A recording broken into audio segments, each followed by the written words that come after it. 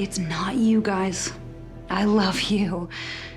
I just can't grab onto my old life and pretend that nothing happened. Welcome to MsMojo, and today we're counting down our picks for the top 10 Criminal Minds controversies. This is the time to see who the true fans are. You know, if people really love the show, then they will continue to support it. For this list, we'll be looking at the various scandals and off-screen drama in the show's history. Since some of these involve the introductions and exits of characters, a spoiler warning is in effect. Which of these controversies do you think is the craziest? Let us know in the comments.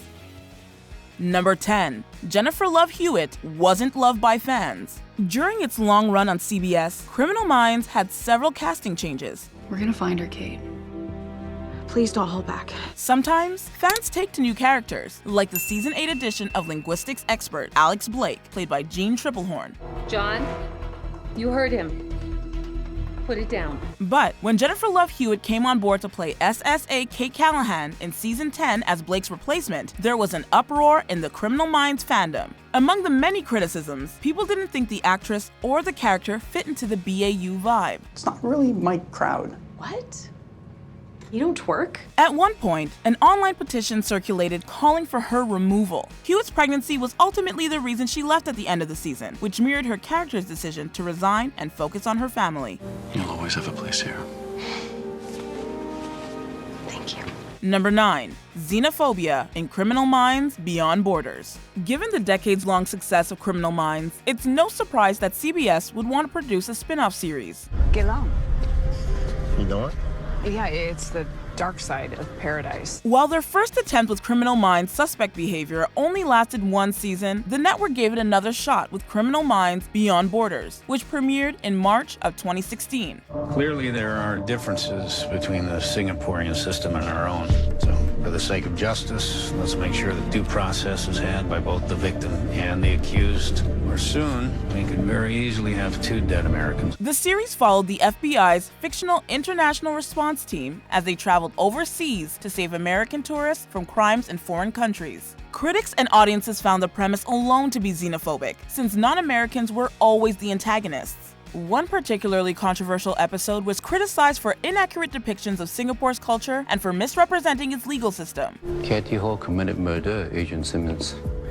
Singapore law does not differentiate based on motivation. Unsurprisingly, the series got the axe after 2 seasons due to low ratings. Number 8. A guest actor stole thousands from Shamar Moore. In the Season 2 episode, Profiler Profiled, Keith Tisdale appeared as Rodney Harris, one of Derek Morgan's rivals. You better step off before I make you wish you never walked up on me. What, you think you a badass now? The actor reprised his role in Season 8's Restoration, where his character was heavily featured as the unsub. You can't keep killing people, man. What happened to your son was wrong. Moore and Tisdale struck up a friendship and later worked together in a different capacity at Moore's clothing brand, which was named after his character's popular catchphrase. Hey, baby girl, I need you to run a check on someone for me. Profits from the retail company go to the National Multiple Sclerosis Society, a disease that affected Moore's mother. Tisdale was suspected of embezzling money from the organization and eventually admitted to grand theft after he was arrested. The actor was ordered to pay Moore what he reportedly stole, an amount of over $60,000. I got him locked away for life. He's done. Done? Done ain't good enough. Number 7. Thomas Gibson was catfished. In 2013, Thomas Gibson, known for playing Criminal Minds' Aaron Hotchner, made headlines for being a catfish victim. Long night? Kinda, yeah.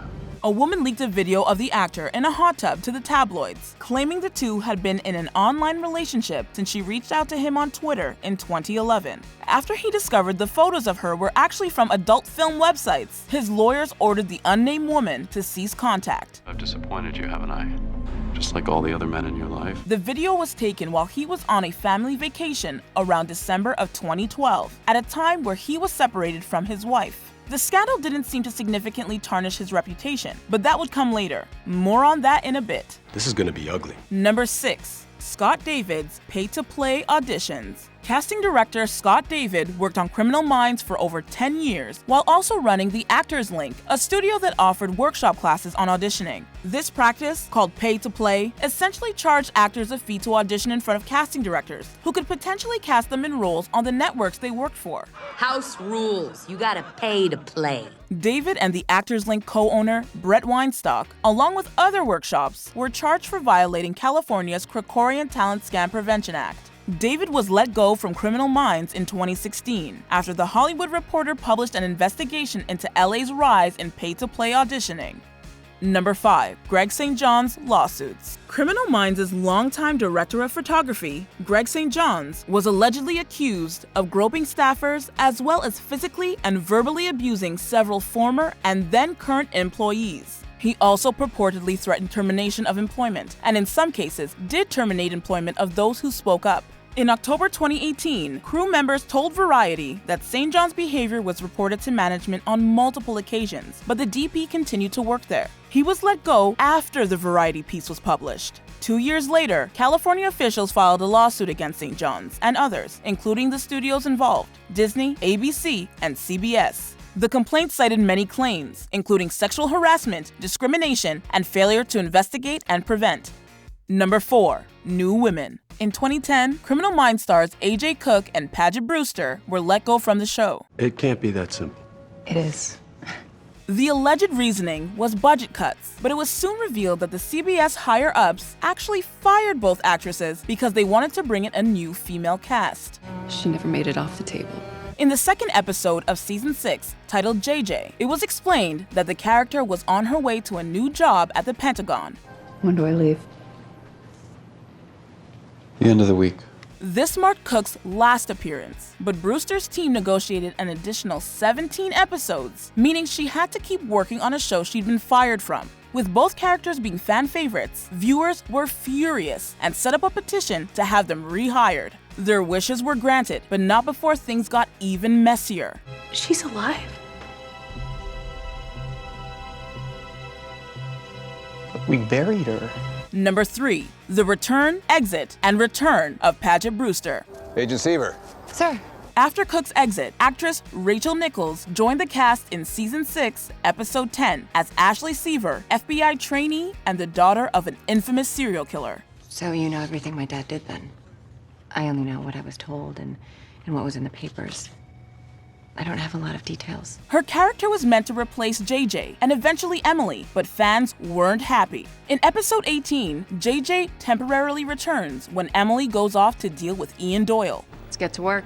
Then, in the season finale, JJ announces she's coming back to the BAU. You've given some thought to what we discussed. I haven't stopped thinking about it. While Nichols stayed through the end of the season, she wasn't invited back for season 7, which left room for Cook and Brewster to return. However, Emily would leave once again. At least you got her back. Did we? It wasn't until season 12 that Brewster came on as a series regular once more. Number 2. Mandy Patinkin's exit. You think I'm stupid? I think you're an absolute moron. In 2007, Mandy Patinkin shocked studio execs, colleagues, and fans when he left Criminal Minds after just 2 years of playing SSA Jason Gideon. As one of the founding members of the BAU, Gideon was a central character in the series. I knew it would be you who came to the cabin to check on me. I'm sorry the explanation couldn't be better, Spencer. According to the then executive producer, everyone was blindsided by Patinkin's departure. The actor cited creative differences as the reason for his abrupt exit. Years later, he would elaborate that it was because he found the dark, violent storylines to be very destructive to his soul and his personality. It was destructive to my soul and my personality. Well, you should have read the pilot a little closer, that's all I can tell you. Early on in season 3, Gideon leaves the BAU just as suddenly and for a similar reason. Where are you headed? Nowhere in particular. Before we continue, be sure to subscribe to our channel and ring the bell to get notified about our latest videos. You have the option to be notified for occasional videos or all of them. If you're on your phone, make sure you go into your settings and switch on notifications.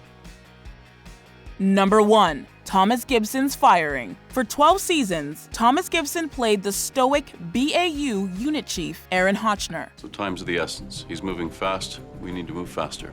Unlike Patinkin, his exit from the show was not his choice. The decision to fire the actor came after he allegedly kicked writer-producer Virgil Williams during a disagreement on set. Peter Lewis is not going to stop, which is why Hotch and Jack have now entered the program. Witness protection. Gibson reportedly had previous outbursts, and in 2010, he was required to attend anger management classes after an altercation with an assistant director. I want you to take some time off. I don't need time off. At least a week. I'm fine. It's not a request. His absence was explained away by putting Hotch on temporary leave and bringing back Prentice. Gibson's last official appearance was in episode 2 of season 12. He just sent in his resignation. I know this is a lot to process. Do you agree with our picks? Check out this other recent clip from MsMojo. And be sure to subscribe and ring the bell to be notified about our latest videos.